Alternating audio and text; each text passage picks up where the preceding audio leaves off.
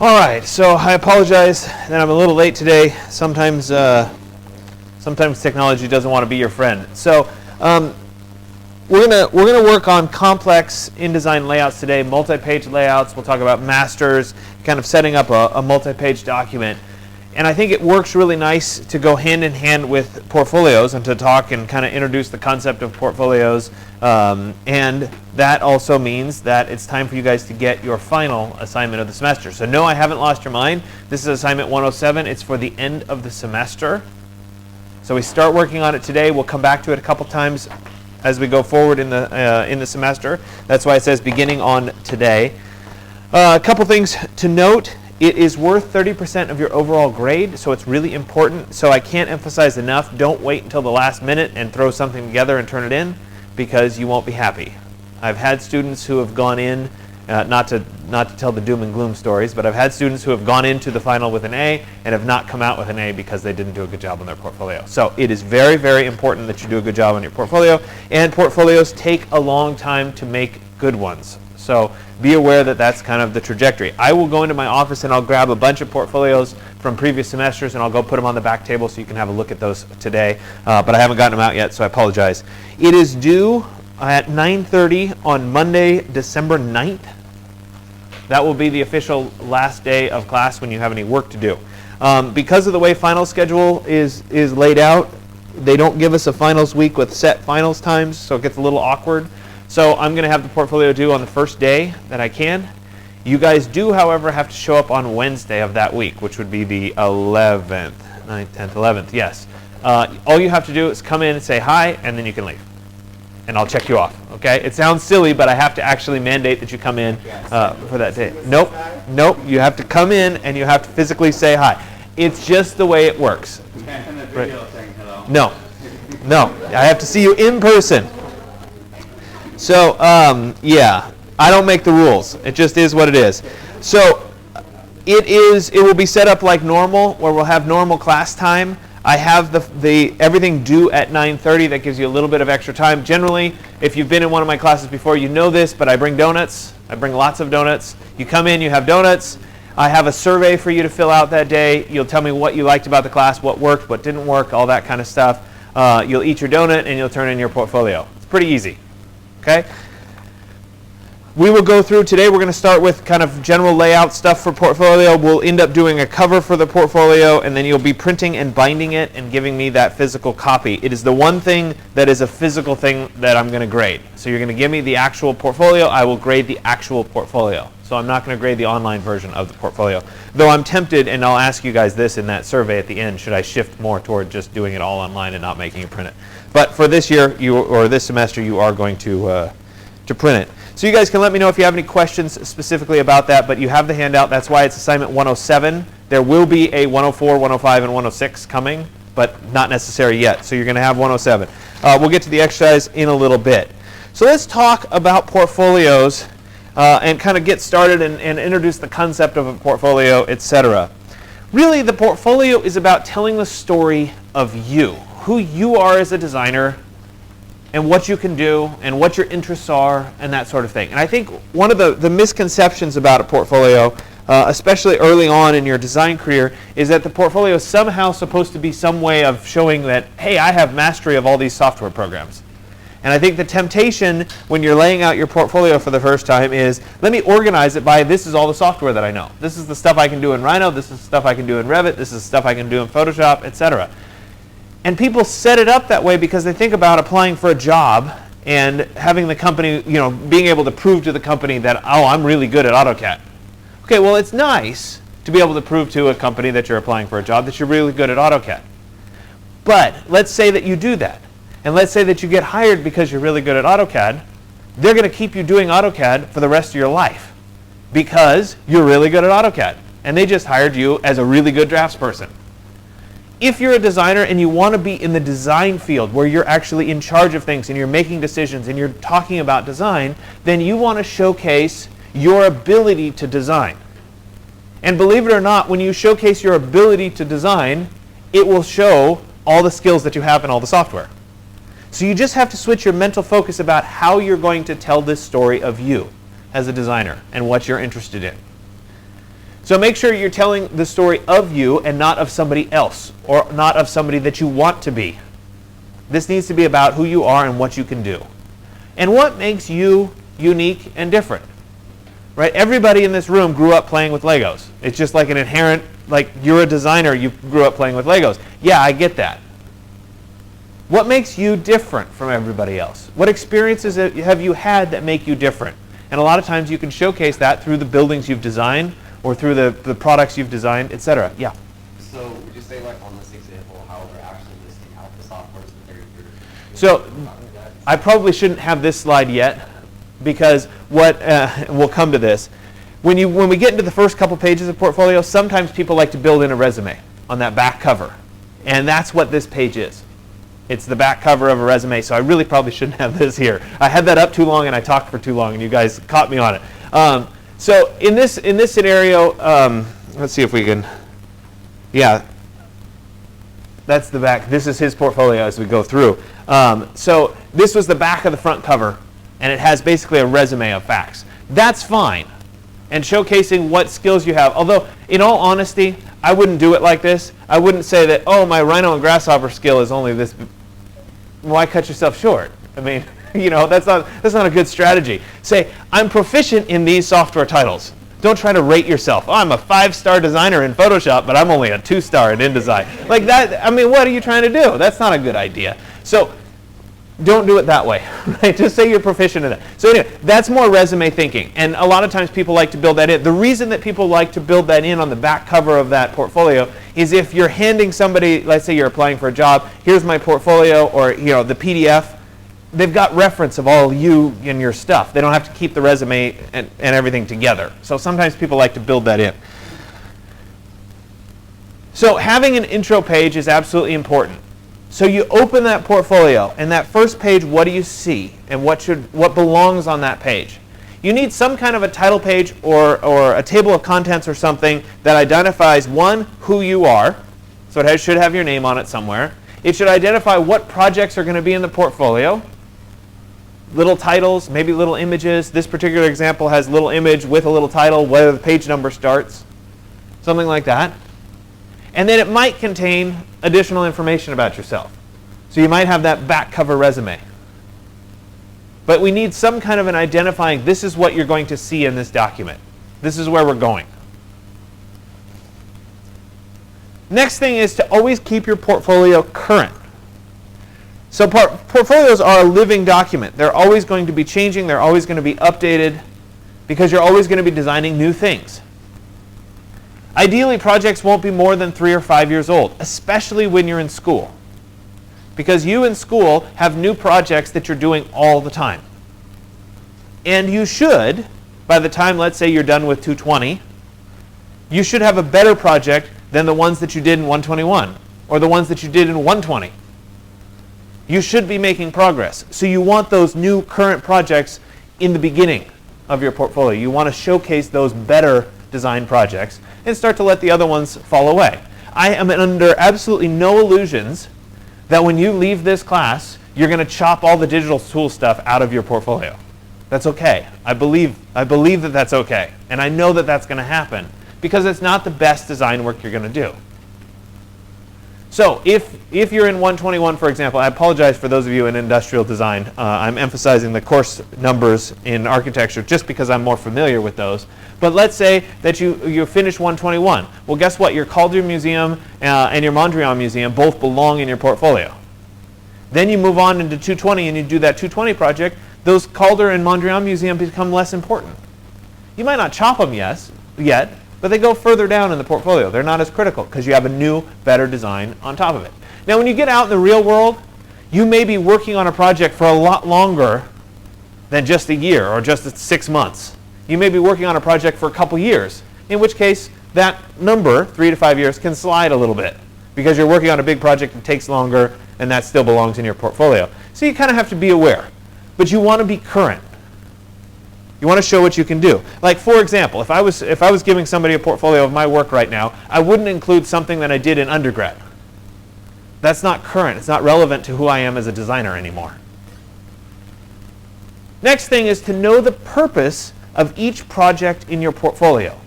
So why am I including this project? What does it tell about me as a designer? Why does it belong in this project? And this is important because people get stuck on, oh, I'm really good at Rhino renders. I'm really good at V-Ray. I've got these beautiful renders, and so I just throw in a bunch of renderings. Well, does that really tell us anything? Does it show the diversity of your skill?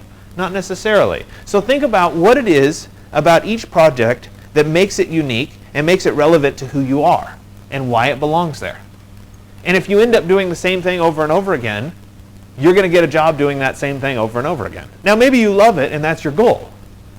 That's okay. But if your goal is to be the broad designer, then you want to make sure you're showing you as a broad designer. Show diversity in your project and in your skill sets. So make sure you're showing, for example, some sketching, some idealizing concepts, some basic diagrams. We'll go through a whole lecture about diagrams later on. Make sure you're showing that stuff. Make sure you're showing final product, beautiful rendering, nice AutoCAD drawings, maybe some Revit. You're showing all this. So remember, I said don't overemphasize the skills. Do it through the projects. So if you did a project in Revit and you've got a bunch of stuff to show about how good you are in Revit, then show the project and the Revit will come with it. If you're really good at V-Ray renderings, show a project that you did that showcases how good you are at V-Ray renderings. Does that make sense in terms of how I'm organizing it? So this is challenging. Who did what? And this is group work. So inherently, when you're in the design field, you're always doing group work. Actually, there's a blissful naivety in schoolwork where you get to be your solo designer for a lot of the time. When you get out in the real world, you're never a solo designer. There's always other people that you're talking to. There's always a team working on something. So when your teamwork goes into your portfolio, instead of just saying, hey, this is a great project, check out all this stuff, focus on what your contribution was to that team effort. So if you're stuck together with a group, make sure you're showing the stuff that you did, the drawings that you did, the parts of the design that you really contributed to the most. Because if you do that, then you're showing who you are, not who the team was. Don't be afraid either to identify that this was a team project with some other people. Because guess what? Especially in school, when you guys go to apply to that internship, you go to apply to school, those other fellow students that you were working with in that team, they're applying for the same internship, the same schools, all the same scholarships, all the same stuff you're applying to. And so whoever's reviewing these documents, whoever's reviewing the portfolios, will say, wait a minute, I just saw this. That's okay, but identify who you are and what your contribution was to the group, as opposed to this is just that group project. This is challenging if somebody else did some really beautiful stuff and you didn't do the beautiful stuff, you did some of the behind the scenes stuff. Let's say you did the grasshopper scripting and somebody else did the final renderings. The final renderings are really pretty and you want to show those final renderings and maybe they end up in a little corner, but you want to emphasize what it is that you did as part of it. You set up the grasshopper scripts, you have to show what those codes are or that sort of thing. A killer portfolio is also well designed. The best portfolios are really strong graphically. And I kind of alluded to this last class, I think it was last class, where I said the best graphic design work is when you don't notice the graphic design at all. When you're so immersed in what it's showing you and the product that you don't even notice how it's laid out or what's going on the page, that's the best kind of graphic design. It takes a long time to evolve a good portfolio. That's why we're starting right now for the end of the semester. I'm not dropping this on you in the last 2 weeks saying, guess what, we're going to build a portfolio now. We're starting now and you're supposed to be chewing on it. You're supposed to be working on it. A little bit of time every week you work on it. As soon as you finish the next assignment, you put that into the portfolio, you look on it, you chew it, etc. So when I finished my undergrad and I was going to apply to go back to grad school and I had to build a portfolio for that. I started the portfolio, I think the application was due in the end of December, December 15th, something like that. I started my first portfolio for grad school specifically. I had done previous portfolios, but I started fresh, and I started my first one in about August. I did 7 complete portfolios before I landed on the final portfolio. Now, when I say complete, they were mostly complete. Some of them didn't have covers, some of them didn't have all the projects, whatever, because I realized when I was doing it that they didn't turn out well. The other thing that I did on those 7 is I took the finished one and I went and saw somebody, one of my professors or somebody who I respected, and I said, hey, what do you think of this? And most of the time they said, it's crap. And I went back and I started again. And I think the end result portfolio turned out a whole lot better because of that iterative process. So I want to encourage you guys to do the same thing. Get the stuff in today. Start with your first couple assignments. Put those in. See how it works. In a week, in 2 weeks, when you have more assignments to put them in. Look at it. Does it work? Does it not work? If it's not working, start again. Change the layouts. The content's the same. It's just how you're showing your work. Trust your intuition. Remember, we talked a lot about intuition. Trust that little voice behind you saying, yeah, this is looking good, or, oh boy, this is not looking that good. Sometimes you do have to ask other people. I had, in one of those iterations of portfolios, I did this. I used to have them all, and they've vanished over time. But in one of them, I did this thing that I thought was so cool. I took half of the page and I folded it over. Like I did long pages and I folded it over so it became a square, and I had text about what the project was on the flap, and then you would open it up and you'd see this, and it was really cool. I was like, oh, this is awesome. I love it. It turned out really great. And I went and saw one of my professors. This one happened to be one of my professors, and he looked at it and he was like, yeah, the content's pretty good, but what happens when somebody does this? And he picked up the portfolio and he shook it, and all the little flaps opened. And then he said, here, look at it again.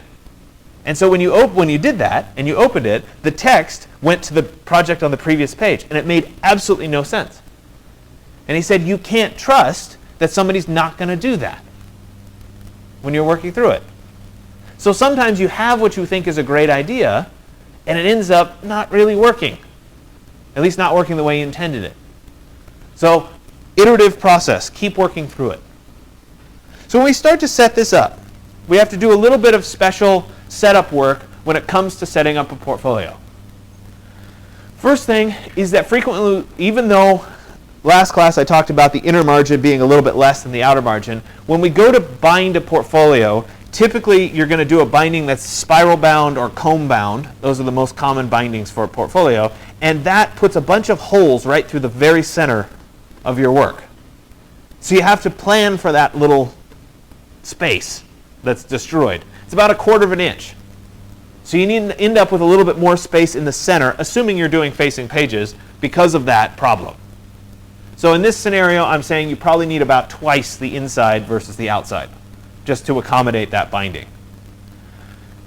Bleed.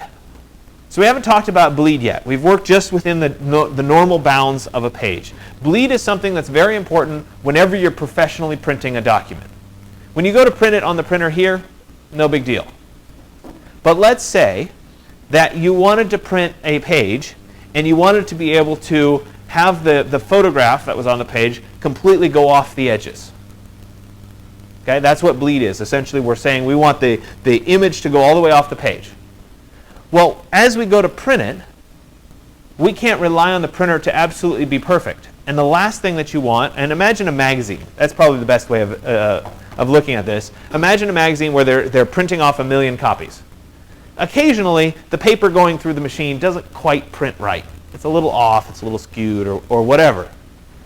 When the magazine, they go through the printer, then they all get in a big stack and they cut it to the right size, and they fold it, and they staple it, and there we go. If we had the edge of your photograph exactly where that cut should be, and that printer was just slightly off a little bit, we'd end up with a little sliver of white from the page at the top or at the bottom or on the side, and it would look really bad. So what we do is we compensate with something called bleed, and we set it up, and I'm going to show you guys how to set this up today. And what we do with bleed is we give ourselves an extra 1/8 of an inch of the image. So we have a little bit of extra image so that when that page is cut to the right size, even if it's off a little bit, it's still going to go all the way off the page, the photo. So we give ourselves a little bit of extra space around so that ultimately it could be cut. Now, if you're going to print to the school printer can't print full bleed. Can't print all the way off the size of the page. So if you were doing an 8.5 by 11 document, and you wanted the image to go all the way off the page, you'd have to print larger and then trim it. So if you wanted it a full 8.5 by 11, you'd print at 11 by 17 for each page, and then you'd cut every page so that they'd be perfect. That would be the ideal way. If you go to a professional print shop, they would do it that way. If you wanted full bleed, they would print large and then cut it. And they have the ability to cut it, in which case you need this extra space in case they cut it slightly crooked. So we're going to set that up today. The other thing is we're going to be in CMYK mode when we go to do our printing, because this is about a printed document, not an online document. We will talk about what that means in a future lecture and why we do that. So here's an example setup of a spread here. Our margins are roughly 1/4 of an inch. Notice that the middle, we give ourselves an extra 1/4 for that binding. That spiraled, all those little hole punches. And then we have an 1/8 of an inch all the way around the outside of that page that is that bleed. It's that extra space if a photograph goes off the page. Now obviously we wouldn't do bleed with text. You wouldn't have the line of text go off the page. That would be bad because it's going to be cut. This is just for images. So let's look at some examples. So I'm going to show you this first example. It's a little bit dated. This is by Alex Holgraf. Alex Holgraf is he's a professional artist who does architectural renderings. He's an architectural visualization specialist.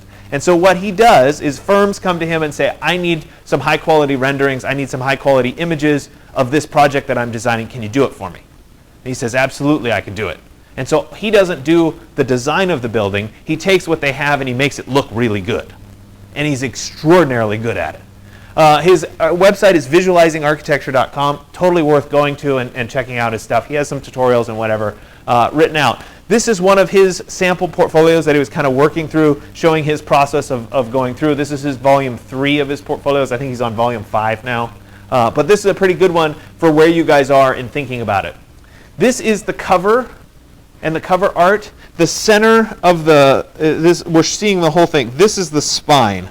So this is the front page, and this part over here is the back as it wraps around. So it's a little bit hard to see, but this black little box here, so there would be the spine of the book, and that black box wraps around right along the edge. So let's look at some of his pages. There it is in its final printed form. So we talked first about that table of contents page. So when you first open the portfolio, what do you see? So yeah, like I said, this is a little dated 2014 in this particular example.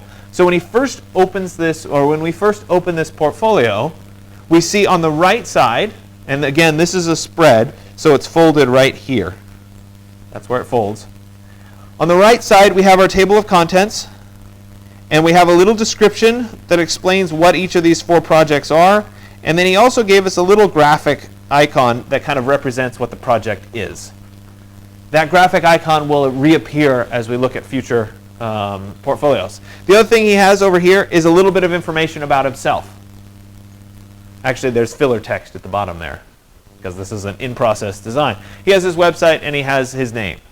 You guys might have other information, but like I said, a little information about yourself, and this is where we're going on the page.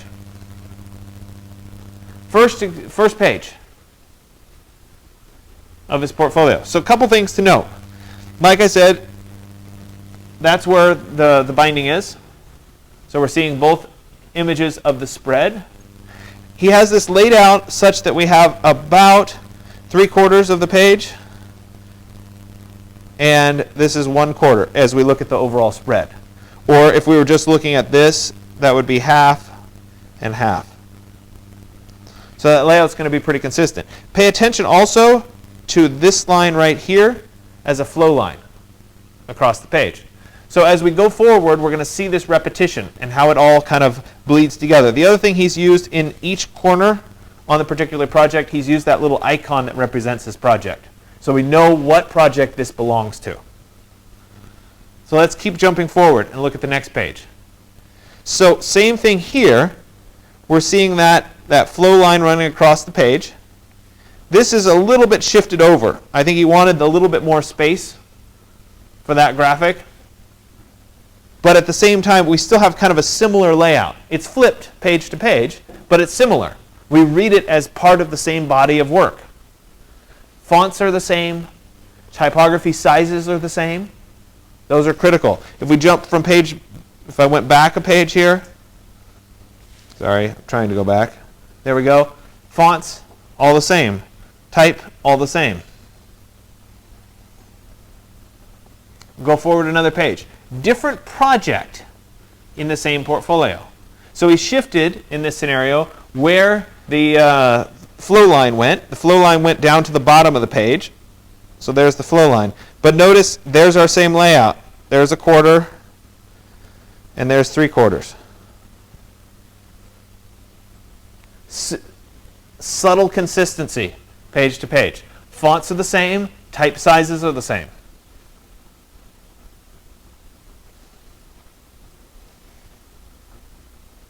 Another example here. Again, he shifted it over. This actually matches the mirror image of that first spread that I showed you, where this is, oops, sorry. That's a little bit pushed over, so it's a little bit more than a quarter. It's almost like a 2/3, 1/3 in that setup. But again, it's pretty similar. Flow line is still consistently right there. He's moved the flow line from the bottom to the top, but there's still a consistent proportion to it as we go page to page. In my opinion, this is too saturated in yellow. There's just, I mean, this whole project, he has a lot of yellow in it, and if you start to look at it, it just gets hard to read. You tone down that yellow, everything would shine a little bit more. You'd see more of the project and less of the yellow. So there's little things that I still think could be improved. We move into a series of sections and plans that we're going to try to see. Notice the content is very different, so he has to accommodate, wait, how am I going to set this up? So we had, in the last slide, the 2/3, 1/3, where this was our 2/3, this was our 1/3. He's just broken it into the 6 component pieces. So the ratios are still the same. He's looking at the columns. So in the last one, you could say that those 2 columns became 1, and the image became, 4 columns. But it's still divided up the same way. So there's a logic to it. There's a logic to the fact that these all fall under the same widths as these. So there's a rhythm there. And then we talked about last class intelligently breaking. There's your moment where you've chosen to break it. You've gone across all 3.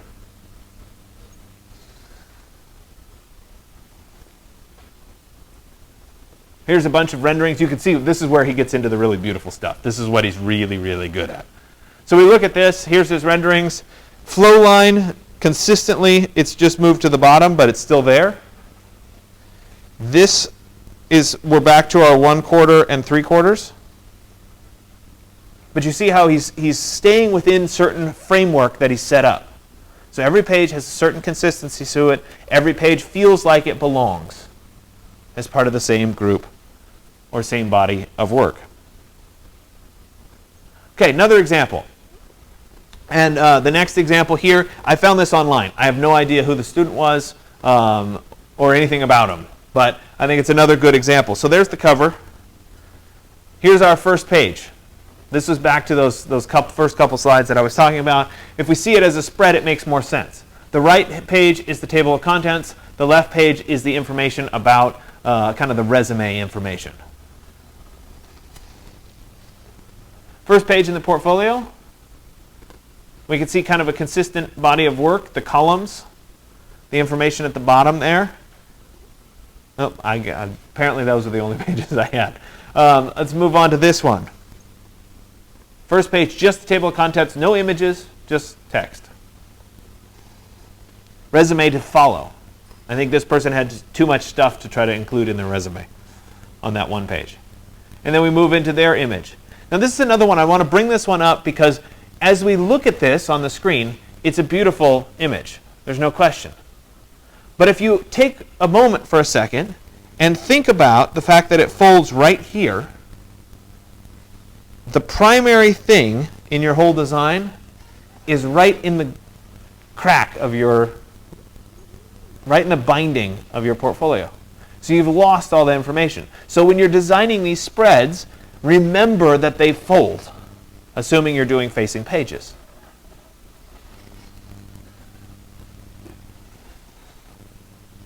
Another example here. Flip through, you can kind of see the 4 columns here. There's blank space. Remember, the blank space can be columns. And how it shows out here.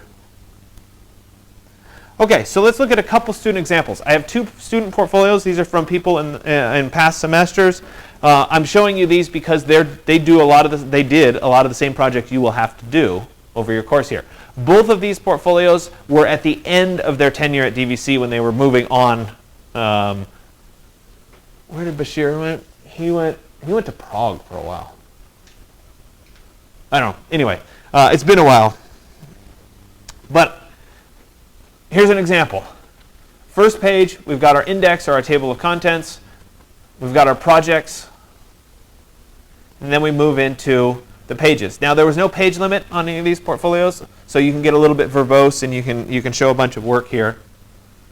I tried to pick out the important pages that would be relevant to you guys. So we're looking at the Mondrian Museum, his Mondrian Museum here. Notice there's a consistency of flow line across these pages. So there we've got the flow line right there. As we move on into the next one, the same flow line will appear, even though it's a different project. There's that same flow line. I think it probably would have been better if this was moved up just slightly. I think there's too much empty white space right there. So there's consistency in font, consistency in font sizes. Here's an example of group work. It's obviously group work. All the students are listed as group work. And then he chose to focus on the parts that he emphasized. So we get into some of the general planning and some of the drawings that he did in relation to it.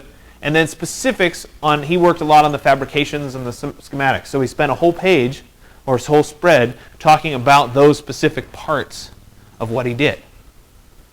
And that's really how you make group work well. Another example here, portfolio. Table of contents. Now this one's a little bit different because I'm showing you these as pairs because otherwise there'd be too many pages to show.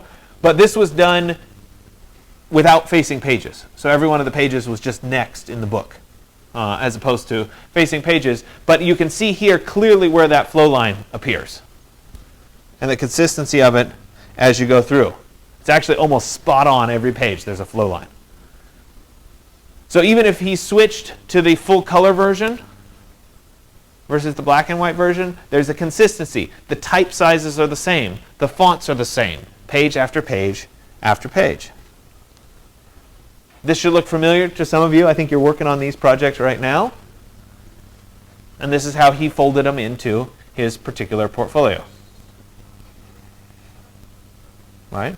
Again, it starts to break down a little bit. We still have that flow line, but when we get to this page, he's doing the exploded axonometric of the building, in which case the flow line kind of ends before that because he's using up the whole page. There's an intelligent break to the overall portfolio layout. So you build the framework, and then don't be afraid to break it when you need to. And this is a good example of choosing to break it at a specific moment. So a lot of this lecture was based on this article. If you want to go to it, the link will be in the lecture notes. And this Visualizing Architecture is the Alex Holgraf website. I wanted to make sure I threw that up there so you guys could see that as well. Worth looking at both of those particular examples. Okay, so we're going to switch over. Give me a second to switch over, and then we'll start in InDesign. We'll do the complex layout, and then you guys will start working on your portfolio for today.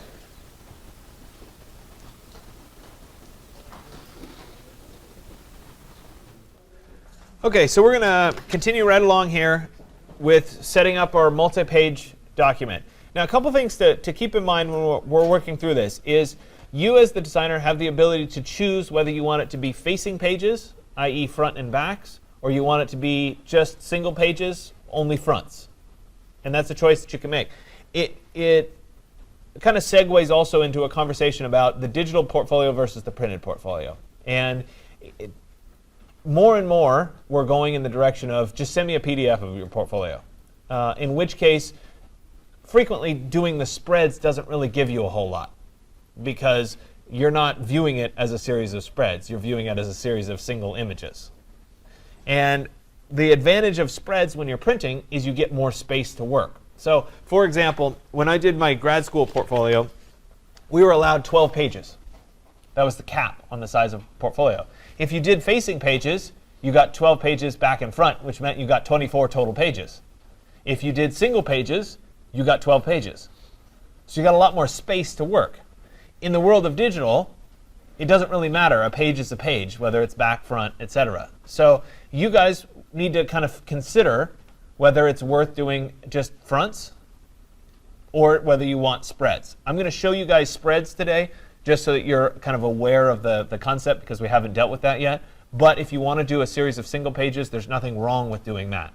Your grade will not be affected because you chose to do one versus the other. I just want to introduce that and let you know. So I'm going to go ahead and create a brand new document here in InDesign. And when I create this brand new document, I'm going to go into the print sizes here. And I'll go ahead and pick letter. You are not limited to just a letter size piece of paper. I don't want, and I probably should have put this in the little handout for assignment 107, I don't want an 11 by 17 portfolio. I've had that happen in the past. I've let it go and I've let people do it. It's too big. If you do an 11 by 17 portfolio and you turn it into a job, an employer, or you turn it into a school somewhere, they're going to be really annoyed by it because it's bigger than all the rest of their portfolios. When you have a big stack of portfolios and then one's suddenly bigger, it just doesn't work. They're going to end up folding it. And then they're going to be annoyed, and then you're not going to get to the job because they're more annoyed with you than wanting to look at your work. So stick with smaller sizes.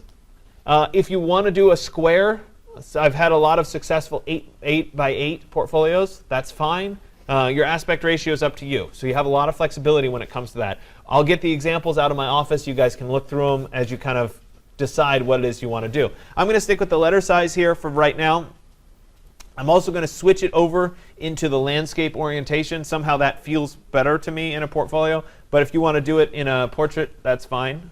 That's a personal preference on my end. I'm going to switch my units over into inches.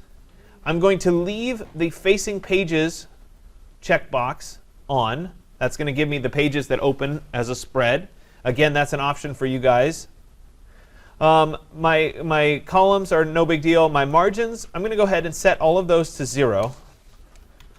I like to set them to 0, although maybe it's better if I set them to 1/4 of an inch.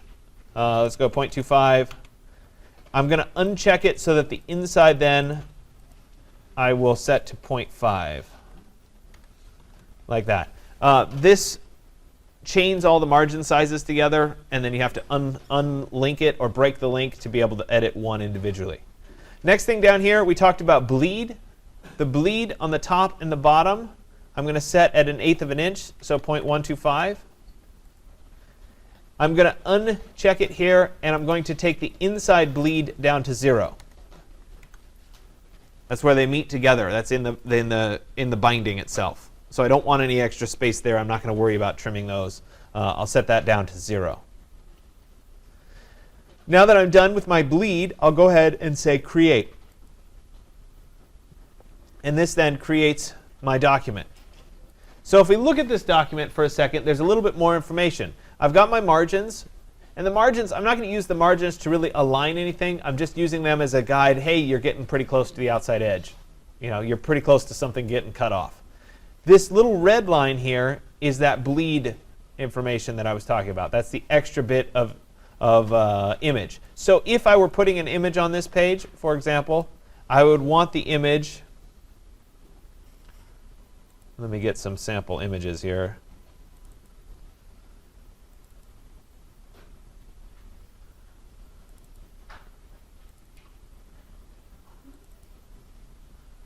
Well, it would help if I had some sample stuff to put in.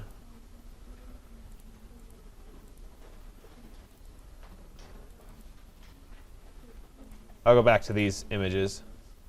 I would want it to go all the way off the page, so in that scenario. So I'd be losing this extra little bit, but I'd be sure that it would print full bleed. So you would have your image extend all the way out there as you were starting to create it. OK, so let's talk a little bit about multi-page layouts. So in the Pages window right here, we have Pages, and then we have something called an A master, and then we have the actual first page itself. If I add pages, if I come down to the bottom of this Pages window and I click on Create New Page, it's going to create page 2, page 3. If I kept clicking, it would create page 4 and page 5. So you see that I'm starting on this front page here, and then I'm moving into page 2 and 3 as a spread, and then 4 and 5. This first page here is where your table of contents would typically go. It gets a little bit tricky if you want to use the back side of the cover. Technically, if we were looking at this as a booklet, this would be the cover of the booklet. We're going to do a cover separately. The other thing is today I'm going to have you not deal with the cover and just move into the actual pages. So skip over the cover. So we're going to start working on pages 2 and 3. So right here would be our first set of pages to work through.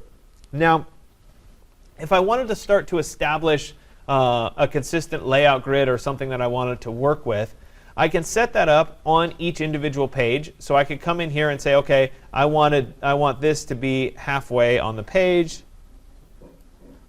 And I could give myself that guide. And then I could work and say, OK, I can move from there. Maybe I give myself another guide over on this page. Let's see. There we go. Oops. Hold on a second. By the way, if you hold down Shift as you move your rulers, when you jump to a specific spot, so say there I am, it's going to jump at the ruler increments as opposed to being somewhere just randomly in between. So if I hold down Shift, it's going to jump to those increments. OK, and actually it looks like this one is off slightly. Should be.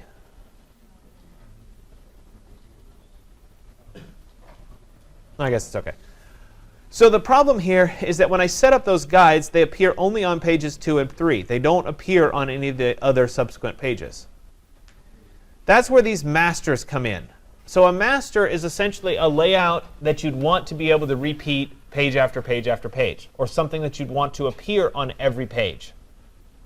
So if I come up here to the A master, for example, let me double click on the right page of the A master. There's the right page. At that point, I could come over and I could drag my guide to the halfway point. There it is. And this guide, when I go down to page 5, for example, would be on the page because it's on the master now. If I were to, in a kind of a silly example here, if I were to put something on the page here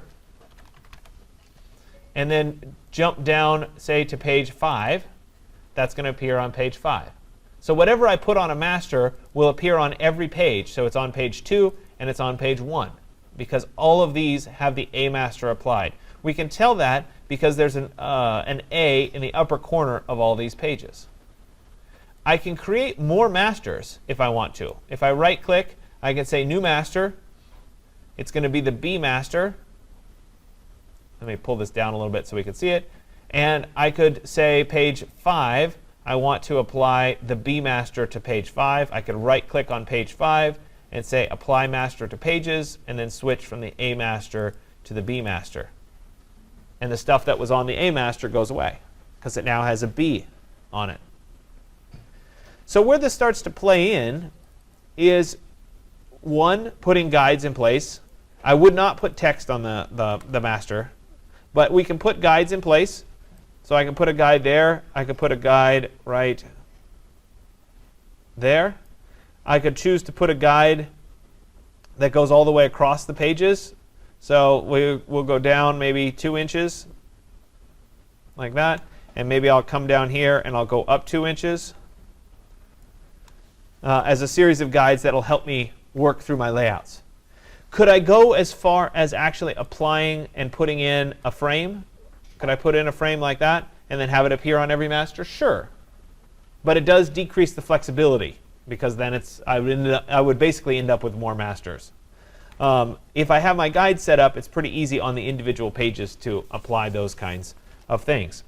So I have those set up. Now on every A master page, I'm going to have those guides.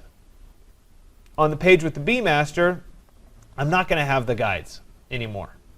Can you apply two masters to a page? No, only one master per page. So I can do some other stuff on a page here. Let me show you a couple examples here. So let's say that I wanted a gray bar to appear at the top of the page. I could go ahead and I could put that gray bar right here. Let me switch, and let's put a 50% gray right there. I could then copy it, so Control C, Control V, and we could put that same bar right there. I could also edit the transparency of those two. I'll hold down Shift and select both. I can go to Properties, I can go to Opacity, and I can say I want it to be 50% transparent. And that will allow me to put things underneath it. Now, if I wanted this to always appear on the top, I need to pay a little bit of attention to my layers. So let me go ahead and go up to Window and then show Layers. Right there. Everything is currently on layer 1. I'm going to change that. I'm going to give myself a layer for the text and the stuff that goes on top of the content. We'll call it layer 2. And I'll put this object and this object, again I'm holding down Shift, onto layer 2. I'll do that by selecting both objects and then dragging this little box up onto the layer above. And you'll see that my objects now are highlighted in red instead of in blue. That means their layer has changed. And I could turn off those, and I could lock those if I wanted to. By putting them on this layer that's above layer 1, when I go to my individual page here, and I went to put an image on this page,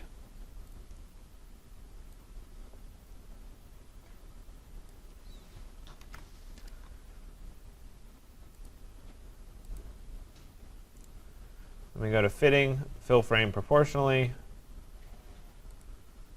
There it is. You can see that the gray goes over the top of this. So I'm controlling the order in which things are applied. Now in this case, maybe that gray isn't dark enough anymore. I could go back to my master, my A master. I could unlock this. I could say, you know what, I want that to be a darker gray. Let me come in here and change that to an 80% gray.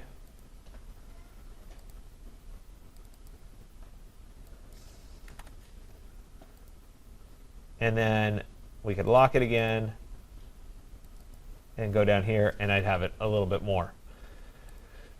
It's not showing up as much, probably because my transparency is too high, so I can go back and forth and make those edits. So that's appearing on every one of the A master pages, but it's not supposed to appear on the B master page. Let me switch both of these to the B master so that we could see them. There we go. So they're not appearing on the B masters. OK. So what happens if I want something like a page number to appear on a particular page? I can set that up also in the master. So let me go back to the A master. I'm going to put a page number down in this corner and a page number down in that corner. So I'll go ahead and start with my text. And I'll create a little text box. So there it is. Now if I were to put, say, page 1, or in this case it would be page 2, that would appear on every page. So there it is on page 2. It would show up as page 2. Let me switch these over so that they're on the A master for illustration purposes here. But if I went to page 4, it still says page 2. So that's a problem.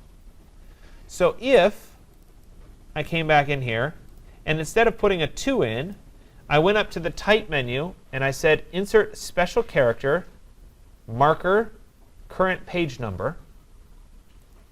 It's going to substitute in the current page number for that letter. So in this case, it's the A master, so it's going to show an A. But when we go to page 2, it's going to show a 2. And when we go to page 4, it's going to show a 4. So I'm able to set it up so that it automatically changes. Now I can take that a step further, and in the master here, I could also insert, so there's an A, and then I'm going to put in a little bracket and another little bracket, and in between those brackets, I'm going to say type, insert special character, markers, section marker. And so in this case, it says A, and then it says section, which doesn't mean a whole lot. There it is. Let me move that down a bit. There it is. So it says A section. Now, if I go to page 2, it still says A, and then there's nothing. Or it says 2, and then there's nothing. I have to actually set up this. So in this scenario, I could right-click on my page. I could go to Numbering and Section Options here. And I could say I want to start a section. And then I can go in here. I can choose what style page numbering I want, if I wanted specific. And then under section marker here, I could say project 1, for example. Now when I say OK, it's going to say 2 and then project 1. When I move down here to page 4, it's going to say 4, project 1. If I had another 2 pages, here we go, it would say 6 and then project 1. If I wanted to change from project 1 to project 2, let's say on page 6, I would right-click and say Numbering and Section Options. And now under Section Marker, I would say project 2. Oops, not project 21, project 2. And then I could say OK. And that then starts project 2. So I'm using kind of this setup. You could see where this would work in like a book, where you could say chapter 1, chapter 2, those kinds of things. So it's just a way of delineating groups or bodies. Does it mean you have to do it? No. But it's something to be aware that exists as part of this layout design. So I've gone through and I've put those in. That's pretty good. I've thought about where certain things belong. Now, sometimes people like to put text on a particular page. So let's say that I wanted a column of text that was always going to appear there. I'm going to go ahead and go to Type and then fill with placeholder text, just so that we can kind of see it with some placeholder text in it. So I have that bit of text that's appearing here. Now, with this text, I wouldn't put that on the master, because if I put this piece of text on the master, you jump up to A master, there's that piece of text, it would appear on every one of the pages, and I wouldn't be able to edit it, because the same piece of text is applying on every page. So this is one scenario where putting text in doesn't make sense on the master. So we would keep it off the master. I have it in this page, but if I wanted it in the same position on the next page, I could go into Edit and then Copy, and then jump to the next page and say Edit, Paste in Place, which will put it in exactly the same place on the page. And so in this scenario, maybe I decide I don't like having the gray box that goes across the top. Maybe I want the gray box to go down the side here. Sorry.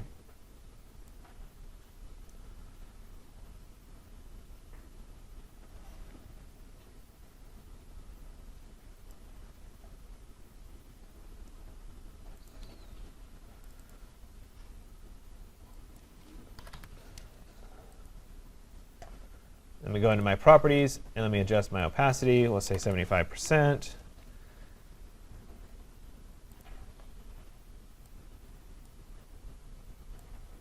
That. I want that to be up on this layer too, so that's on top of everything else. And then when I go to my pages, let's say down here, these two, I would switch to the B master. Let me right click and say Apply Master to Pages, and switch to the B master. Now I'd get that column of text. I could take this text, Control C to copy, and then Edit, Paste in Place. Oops. I have to be on this page first. Edit, Paste in Place, and there I get that body of text. Now this body of text showed up behind that, behind this gray box, so in which case I might need one more layer up on top of all of them, and we'll put that text up on top of the gray box. And now I'm seeing that piece of text. Can you do arrange instead of? So if they're all on one layer, I can do the arrange. The problem is when things are on the master, it's better off having it on its own layer so that you can control it that way. And since I wanted this up on top of what was on the master, I needed another layer to put it up on top of the master. So if you end up with, in this scenario where I have this gray box and I want to be able to have it transparent over my image or over my drawing or whatever, you kind of end up with a 3-layer setup where the text is on the topmost layer and the content is on layer 1, and the gray box that has the transparency is on the kind of in the middle. So you can control what's on top and what's on the bottom. Otherwise, it ends up being a little bit challenging. Let me go back up to my A master. Let me take my page number here. I'm going to edit, copy, and I'll drop it onto my B master. I'll go to edit, paste in place. Same thing. I need to move it up onto the green layer so that it's up on top of my gray box. And then I could jump down and see it here where it's saying what the project is. Don't forget about your character styles and your paragraph styles. Obviously, you want to get those set up so the fonts are consistent, the sizes are consistent, how you're treating all the text is the same and kind of consistent. So you might, for example, work through, well, maybe I'll even do, let me just pull this down a little bit.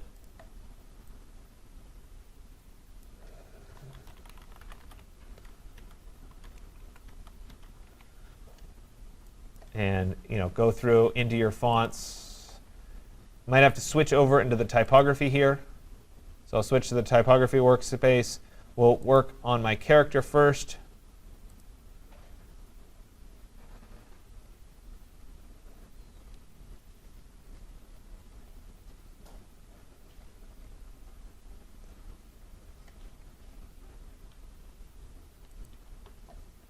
All right, project 1. Let's get the size correct here.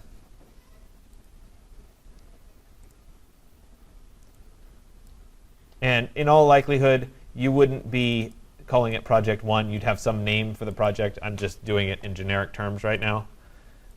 So I'd set that one up as project 1. That's a little bit too big.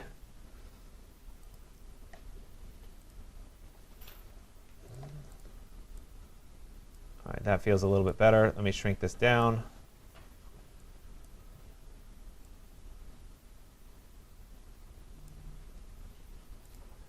And then I could pull this text up so that it, up underneath. Right, like that, etc. So I'm working through that. Once I have these, I'm going to make sure that I'm saying character styles. Let's create that new character style. This is going to be my heading. There we go. And then once I had the body style set up the way I wanted it, I would go ahead and create the new body.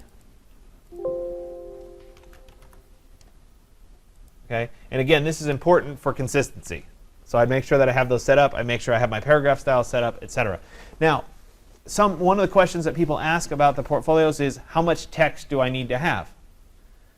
It's really up to you as to how much text you need. The further you go in your design career, the more text you're going to need because you're going to have to explain more about the project and what it's doing. This early, take your assignment 1, for example, your best photograph. How much do you really have to say about that best photograph? Not too much. I mean, you already wrote a paragraph for online, but it may have been 2 or 3 sentences. That's it. You don't need a giant column of text like this. So don't feel like you have to write a bunch. The other thing that I see people do in their portfolio is they set it up like this where they have giant blocks of text. They really like how it looks, and then they don't have the text to fill it anymore. Now, on some of your projects, your 121 projects, your Mondrian Museum, or whatever, you may have a bunch that you want to talk about. And so you have to think about how much is too much, how much is too little. Do you want to build in places to have some text? Do you want to not have places for text, etc.? I think even if you had something like this, where you have a little bit of text set up for yourself, and you end up only writing a tiny bit, it still doesn't necessarily look bad, as long as you've set it up as a column. So the other thing is people have a tendency to make fonts too large. They do this on presentations too. We'll get to that. I'll whine about that later on in the class. But really, your fonts, and this is probably 12 by default, really, I wouldn't go any larger than about 10. because you just don't want to overemphasize what it is you're writing versus the rest of the drawing that are going to go in there. Okay, so today I want you to start setting up your portfolio, setting up your pages, thinking about your fonts and your hierarchy and that sort of thing, kind of getting established. Spend some time, look at the example portfolios, see what was successful, see if you want to mimic any of those strategies, and then start putting in at least your first or two assignments. You've done assignment 101 and 102, you have content to start putting in. If you've worked and done more projects, let's say you did projects in 120, you've already done 121 and you've worked on those projects, you've done industrial design projects, whatever it is that you've done, if you want to start folding those into the portfolio, by all means do it. There's no page restriction on this, and there's no project restrictions in terms of what you can choose to include. You do, for the final assignment for 107, have to include all of the assignments from this class, only the assignments. So there's 6 things that you're going to end up having to put in your portfolio. I make that a requirement so that everybody has an even playing field. You at least have to include that stuff. The other challenge there is all the formatting is different on each one. So you have to figure out how they fit in a portfolio. So all of the assignments for this class have to be in it. If you have any outside work at all, by all means put that outside work in.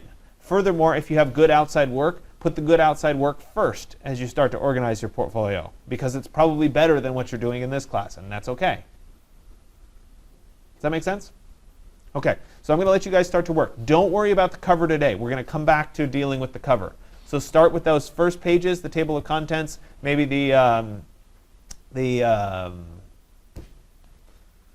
resume, then move into the project pages, or at least get the first couple assignments in, because you have that content. You had a question?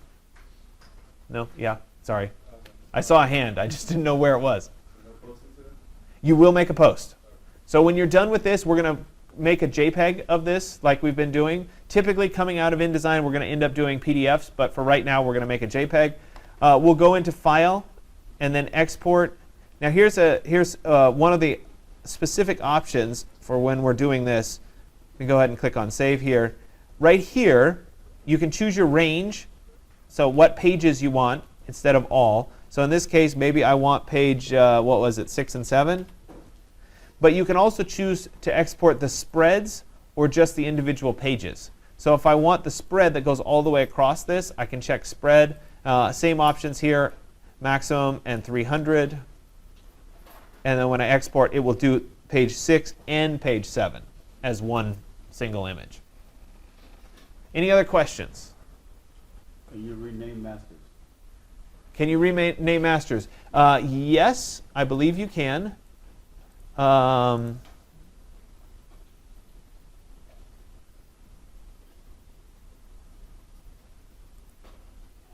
Yes, you can. So we can change the prefix to be something else. So I could say I wanted that to be C, and we could call it something other than master. Okay. So this is the C master. I could call it the C blah, for example, and then it would be called that. Okay. So I can rename it. So would you right click or would you go? Yeah, I just right clicked and I went to master options for C blah or A master. So we could switch it back to A master. I typically leave them as A master, B master, C master, etc. You can create as many masters as you want. They're designed to help you. To help you Do the layout layouts. and keep things consistent page to page to page. You could do a whole portfolio without doing any masters. There's no reason that you would have to do it with masters. It's just designed to help you set stuff up and to make it a little bit easier on yourself. No other questions? All right.